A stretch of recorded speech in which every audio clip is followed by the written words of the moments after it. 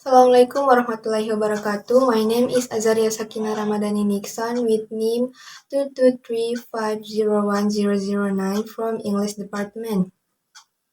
In this video, I will explain about place and manner of articulation. In English language, they use a regular letter and invented symbol. Each character of this alphabet has the exact same value in all the languages of the world. A person who knows this alphabet will know how to pronounce the word written in it, and after hearing a word spoken will know how to write it using the alphabet symbol. And in order to know what it looks like and how it is pronounced, we have to pay attention to two things: that place of articulation and manner of articulation. So, what is place of articulation? Place of articulation refers to the place where the airstream from the lungs or sound stream from the larynx is constricted or limited by the articulators.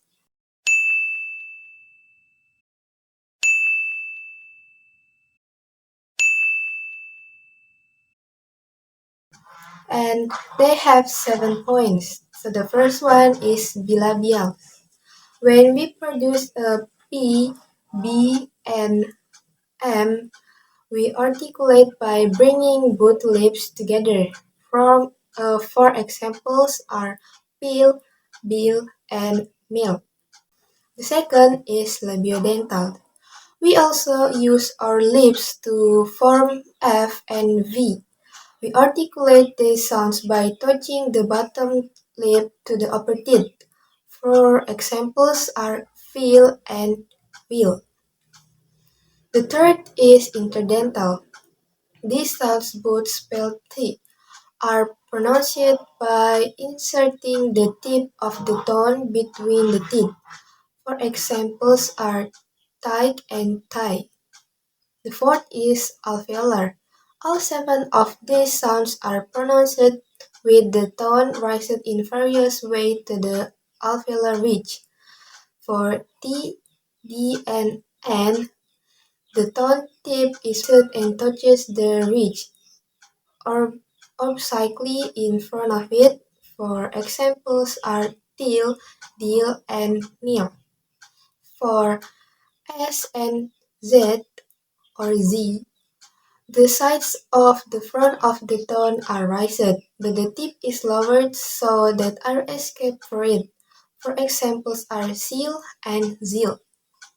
For L, the tone tip is raised while the rest of the tone remains down, permitting air to escape over its sides. Hence, L is called a letter sound. For examples is leaf.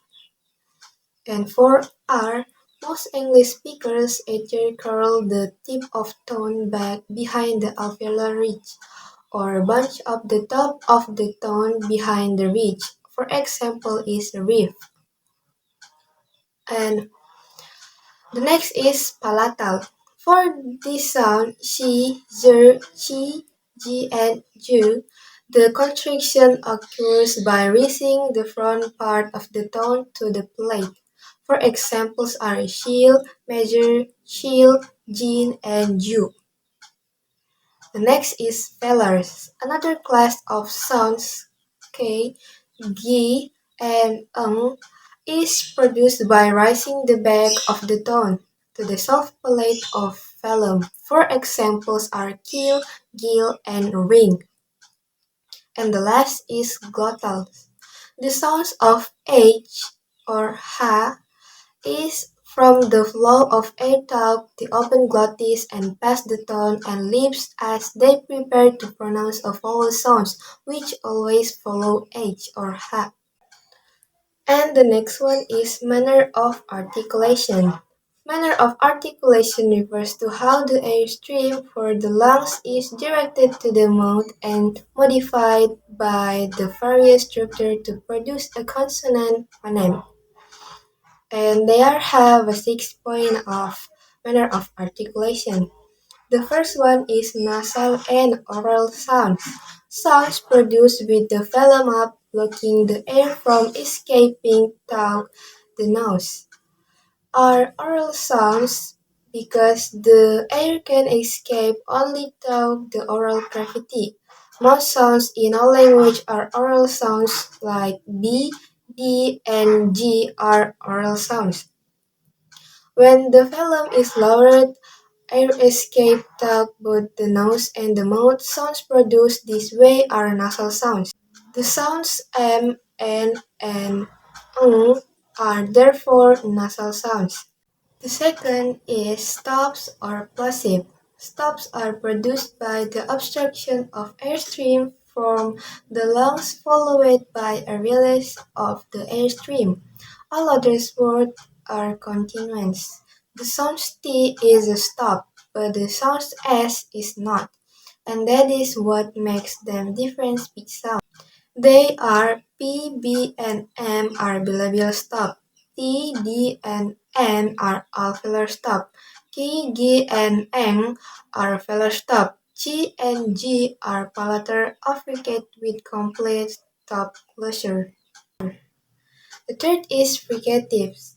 In this production, a stream of air escapes through a variant of the narrow slit in the mouth causing friction, and therefore the sound is called fricative. They are F and V are labiodental fricative. T and K are interdental fricative. S and Z are alveolar fricative. Sh and Z are palatal fricative, and H or H is a glottal fricative. The next is applicative, is G and G. These sounds are produced by a stop closure followed immediately by a gradual release of the closure that produces an effect characteristic of a fricative. And the next is lateral approximate or liquids, produced by obstruction of the air stream at the point along the center of the oral tract with incomplete closure between one or both sides of the tongue and the roof of the tongue. The example of this manner is L and R. The next is glidus or approximate, produced by proximity or closeness of two articulators without turbulence or hard movement and friction like noise. The sounds are produced with little obstruction of the airstream. And the glidus G is a palatal sound. The blade of the tongue is raised toward the hard plate, and the glide of W is produced by both rounding the lips and simultaneously raising the back of the tongue toward the phlegm. So yeah, that's all for me. Thank you. Wassalamualaikum warahmatullahi wabarakatuh.